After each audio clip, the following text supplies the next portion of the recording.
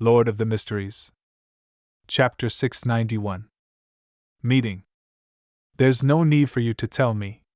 I've more or less confirmed it moments ago. Upon hearing Anderson Hood, Klein wore a calm expression as he mumbled inwardly. Back when he encountered Rionette Tinker in the spirit world where he saw her massive true form in Gothic-styled castle, Klein already believed that she wasn't someone to be messed with. And with Miss Messenger almost killing the strongest hunter with such ease, it made him believe without a doubt that she was a demigod, a sequence 4 at the very least. A demigod is willing to help me deliver letters for a gold coin per trip? It's obvious that things aren't that simple. Miss Messenger must have her motives. Of course, I can't disregard how I'm always encountering all sorts of strange matters. It might have piqued her interest, and she doesn't mind being a messenger since she happens to be free. Similar situations include Rhodes's fawning and Snake of Mercury will Ausepton's friendliness. Regardless, I should be wary and not fully trust her. Before having a chance to discuss similar matters, I shouldn't consider blowing the harmonica whenever I encounter danger. Who knows if Miss Messenger will just directly rip me to shreds? Klein instantly had many thoughts go through his mind while he continued wearing a stoic expression. Faced with the alarmed Anderson, all he did was slightly nod his head. It's none of your business. This guy is really mysterious. A spirit world creature at the demigod level is his messenger. Besides, he casually knows a demigod that's good at improving a person's luck. It's no wonder he's so calm and composed after offending the King of Immortality. It's no wonder the King of Immortality didn't dare to seek revenge or even appear. Anderson suddenly came to a realization as he couldn't help but carefully size up Gehrman Sparrow. Oh? Klein emotionlessly swept his gaze at the strongest hunter. Anderson hurriedly retracted his gaze as he chuckled dryly. I realize that you're very suitable to being the main lead of a figure painting, the kind that has a dark, gloomy background. This really accentuates your bearing. How about it? Do you want to consider it? I can help you draw a portrait. Believe me, I'm a master at this. Klein couldn't be bothered to listen to his nonsense. He lifted his golden pocket watch and opened it. Return to your room. I'll come for you in 5 minutes. All right, Anderson replied with a beaming smile. After the strongest hunter left, Klein took out Azek's copper whistle and Will Ausepton's paper crane before entering the bathroom where he set up a ritual. After placing Vice Admiral Iceberg Edwina's pearl earring above the gray fog, Klein sat at the end of the long bronze table. There, he conjured a pen and paper and wrote a simple divination statement. Edwina Edwards's location. Holding the paper and earring, Klein leaned back into the chair and recited the divination statement as he entered a dream with cogitation. First, a gray world occupied his vision. Following that, plains blanketed in ice and snow were reflected in his eyes. The howling snowstorm enveloped everything as the area was covered with thick fog. It didn't appear like a real frontier. Klein quickly saw Edwina's figure. Her long brown was tied up simply at the back as the rest of it fluttered wildly in the snowstorm. Dressed in dark-colored trousers and a white waist-fitting shirt with complicated flowery patterns along the collar and sleeves, she gave off the feeling as though she was frail in such an environment. Edwina's feet, which were clad in leather boots, kept moving across the snow, leaving behind a series of clear footprints, but they were quickly wiped away by the violent snowstorm. The screen shattered in turn as Klein opened his eyes. He realized that he couldn't interpret Vice Admiral Iceberg's actual location from his divination's revelation. The poles? Faceax plains of Evernight? There's no way to confirm. Apart from the snowstorm, there aren't any features. Klein sat up and put down the pearl earring and the paper with the divination statement. After contemplating for a few seconds, he confirmed another matter. Edwina Edwards had really vanished. She wasn't in the Golden Dream, but it could also eliminate the possibility that it was a trap. Klein cautiously performed some divination on this matter, and received the result that there weren't any traps on the Golden Dream. After some thought, he left the mysterious space above the gray fog and, via a series of procedures, brought the pearl earring back to the real world.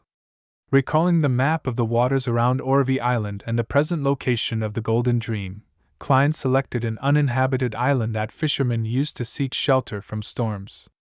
In the letter, he got Danitz and company to steer their ship to somewhere not too far from there. After folding the letter, he blew his harmonica and once again saw Miss Messenger holding up the four heads. While handing over the reply letter, Klein coughed slightly and said, "Can you confirm Danitz's location?" One of the heads in Rionette Tinker's hand nodded before the rest spoke. "Yes, as long as he's not beyond range." Seeing that Miss Messenger remained floating there without any signs of leaving, he said with his eyes looking to the side, "The gold coin will be paid by Danitz." "All right." Rionette Tinker's figure quickly phased away. "Phew." Klein exhaled. After some precise preparations and dealing with the scene, he carried his suitcase which he had finished packing and walked out of the room. He then knocked on Anderson Hood's door. "We'll go somewhere else first before heading to Byam," he calmly told the strongest hunter of his decision. "You can choose to wait for me in Byam, or follow me." Anderson gave a cheeky smile and said, "I can feel my adventurer's blood burning in me. I'm very curious as to what matter that messenger has brought. I thought I had no means of knowing better, but to my surprise, you actually invited me." "I didn't. I'm only giving you two choices." Klein coldly turned around and walked to the staircase. Anderson hurriedly carried his newly bought suitcase and followed behind. Out of the hotel, Klein took a carriage to leave the port city. Then, he walked to the periphery of an uninhabited cliff on Mount St. Draco. Looking at the waves crashing into the cliff below, Anderson looked around in surprise. "This is our destination." Klein ignored his question. He took out a charm made of tin and softly chanted the incantation. "Storm." He infused his spirituality and split the charm into two, half of it for himself, while the other half was used to augment Anderson. The remaining one was thrown down the cliff. Underwater breathing, deep-sea membrane. Anderson identified the additional supernatural effects applied to him in surprise. At that moment, there was a loud splash beneath the cliff. A massive creature that resembled a whale surfaced from the sea. It was entirely dark blue in color. Its mouth was open, revealing its white teeth and blood-colored interior. Klein walked to the edge of the cliff and jumped straight down. With the charm's powers, he gently landed in the undersea behemoth's mouth. Anderson watched blankly before he jumped down in excitement, landing beside Klein. The massive undersea creature closed its mouth, turning the interior pitch black. Then, it submerged itself and began swimming for its designated destination. Inside its mouth, Klein's eyes produced a flash of lightning as he saw through the darkness. He found a tooth to lean against as he casually sat down.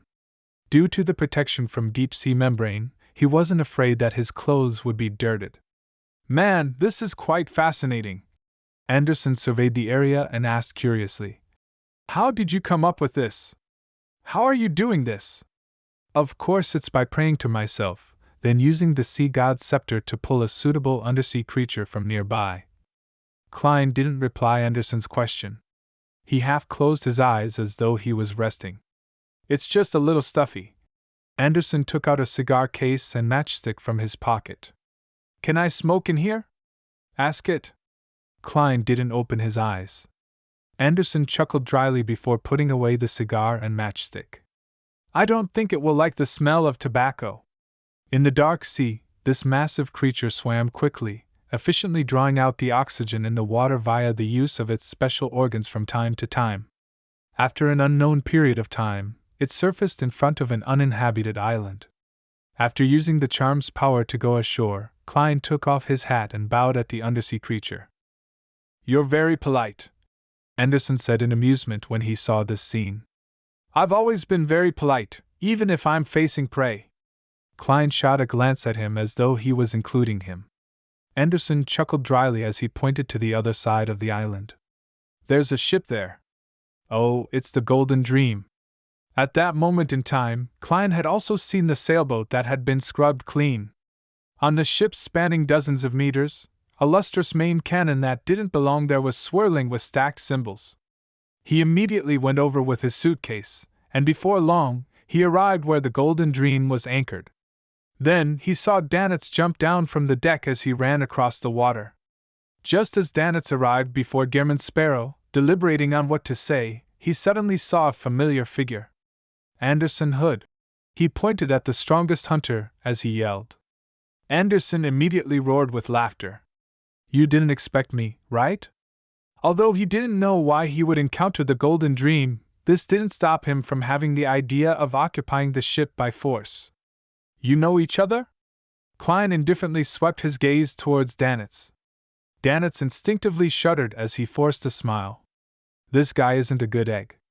In the Fog Sea, he's often pursued by a bunch of pirates, but in the end, all of those pirates would end up as bounty rewards. You might not be aware, but he started off in the Church of the God of Knowledge and Wisdom. Later, he was banished after failing his exams repeatedly.